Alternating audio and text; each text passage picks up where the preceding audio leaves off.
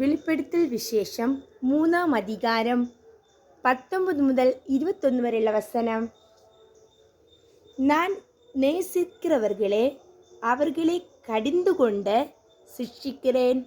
ஆகையால் நீ ஜாக்கிரதையாயிருந்து மனம் திரும்பு.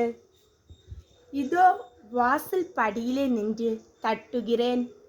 ஒருவன் என் சத்தத்தை கேட்டு கதவை திறந்தால் அவனிடத்தில் நான் பிரவேசித்து அவனோடு போஜனம் பண்ணுவேன், அவனும் என்னோடு போஜனம் பண்ணுவான்.